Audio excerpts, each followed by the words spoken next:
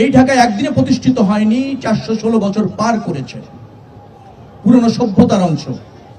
এই উপমহাদেশে একসময় ঢাকা ছিল সংস্কৃতির বিকাশের কেন্দ্র।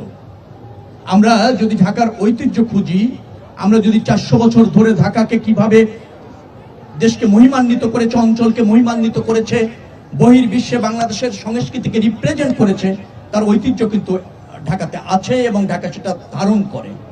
কিন্তু আমরা সেভাবে বিকশিত হতে পারিনি এই উপমহাদেশে অথবা এই আঞ্চলিক বা বিশ্ব পরিমণ্ডলে। নিউ রিফ্রেশিং টেস্টে চেয়ার আপ। চেয়ার আপের নিউ রিফ্রেশিং টেস্ট এতটাই বেটার যে মন বলে চেয়ার আপ। সিটি কর্পোরেশন সেই উদ্যোগ নিয়েছে, এই জন্য আমার পক্ষ থেকে ধন্যবাদ। আমিও ঢাকার একজন মেম্বার অফ পার্লামেন্ট, এই দায়িত্ব আমারও রয়েছে। যে কোনো সহযোগিতা অথবা পাশে থাকা আমার কর্তব্যের অংশ মনে করি এবং আমিও বাংলার ঐতিহ্য এবং সংস্কৃতিকে লালন করি, ধারণ করি। বাংলাদেশের জাতীয়তাবাদী দল এই আদর্শই হচ্ছে তাদের গর্বের জায়গা, ঐতিহ্যের জায়গা। সেভাবেই আমরা রাজনীতিও করেছি। সবার আগে বাংলাদেশ, হৃদয়ে বাংলাদেশ, সংস্কৃতি আমার পরিচয়, বাংলাদেশই আমার গর্ব। এভাবেই আমরা কিন্তু রাজনীতি করেছি এবং বাংলাদেশের মানুষ, ঢাকা মানুষ আমাদেরকে সাদরে বরণ করেছে। বুড়িগঙ্গা আজকে আমি আসার সময় দেখলাম অনেকটা দূষণ মুক্ত। এখানে কিন্তু আমরা অনেকগুলি ইনিশিয়েটিভ নিয়েছি, অনেক অংশে মুক্ত। সিটি কর্পোরেশন এখানে আছেন, ওয়াসা আছেন, শিল্প কারখানা আছেন, BIWTA আছেন, তারপর পর্যটন কর্পোরেশন আছেন। আমরা সবাই মিলে কাজ করছি। বুড়িগঙ্গা তার হারানো ঐতিহ্য ফিরে পাবে। এই নৌকা বাইচে প্রমাণ করে যে না, আমরা বুড়িগঙ্গাকে কতটা ধারণ করছি।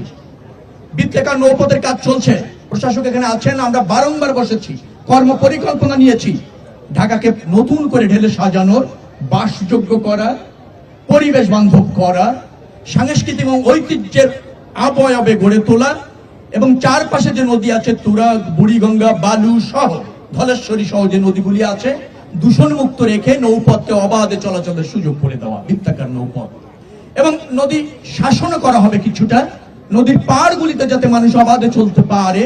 বিকেল বেলা বা যখন বলবো যে অবসর সময়ে নৌকার পাশটা হবে তার উপভোগ্যের একটা উপাদান, সেভাবে আমরা গড়ে তুলতে চাইছি। আমি আসার সময় দেখলাম বেশ কিছু জায়গা আমার মনে হয় দখল হয়ে আছে। ইট, বালি, পাথর এমন ভাবে রেখে বিক্রি করছে যা এই এলাকার বা নদীর পাড়ের সৌন্দর্যকে নষ্ট করছে। প্রশাসক মহোদয় এখানে আছেন, তার কাছে আমি, যেহেতু সিটি কর্পোরেশনের জায়গা, সিটি কর্পোরেশন এলাকা, তিনি অগ্রণী ভূমিকা নেবেন এবং আমরা পাশে আছি। গণ দুর্বৃত্তায়ন, নদী দখল, নদীর সৌন্দর্য নষ্ট, কোন শিল্প গোষ্ঠী বলেন, এলাকার আধিপত্য বলেন, কর্তৃত্ববাদী গোষ্ঠী বলেন, সৌন্দর্য নষ্ট করতে দেওয়া যাবে না, দেওয়া হবে না।